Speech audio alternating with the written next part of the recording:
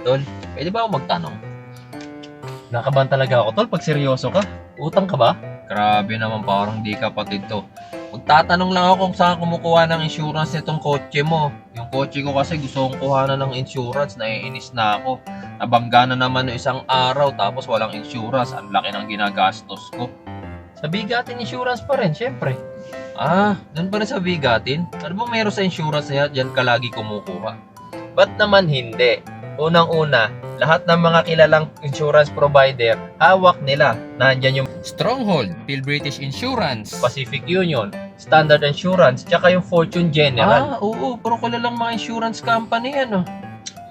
Hindi lang yon. Isa pang gustong gusto ko sa kanila, yung free roadside assistance nila. Imagine mo, pag nasiraan ka, free towing, free minor on-site repair, free tire changing, free jump start, free battery boosting. Tapos, kahit mawalan ka ng gasolina habang bumabiyahe ka, free delivery pa.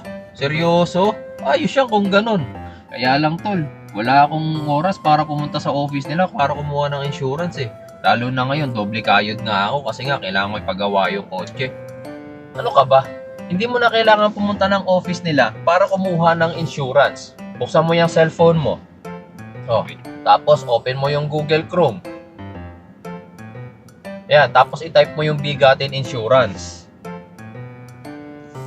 Di ba sila yung nasa unahan? Click mo yan ngayon. Tapos pindutin mo kung anong car make ka. Yung variant, tsaka yung year model. Yun lang. Tapos i-input mo dyan ngayon yung iyong full name, email address, tsaka yung iyong contact number kasi magsisend sila sa'yo ng OTP. Uy, ayos! Nag-type lang ako dito ng car ko tapos nakikita ko na kaagad kung magkano insurance premium ng car ko yearly, no? Tapos ang dami nag-o-offer ng insurance kagaya ng mga sinabi mo kanina. Tapos dito sa baba kapag in-scroll ko, uy, may discount sila pagka siya, no? 10% din ata to. Kaya lang tol, mahirap bang kumuha ng insurance claim sa kanila kapag ka na-aksidente sa sasakyan mo? Actually, mas madali nga eh.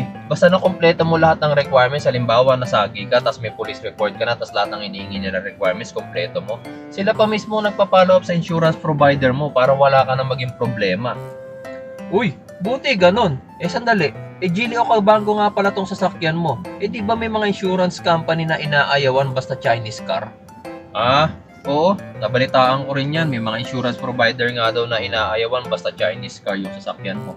Pero sa Bigatin kasi, kahit Chinese car pa yan, European car, American, mga Asian cars, tinatanggap nila, wala silang tinatanggihan. Kaya tong Geely o Cabango ko, lagi ko sa kanila kinukuha na ng insurance. Sige, dahil dyan, kukuha na rin ako ng insurance ko dyan sa Bigatin.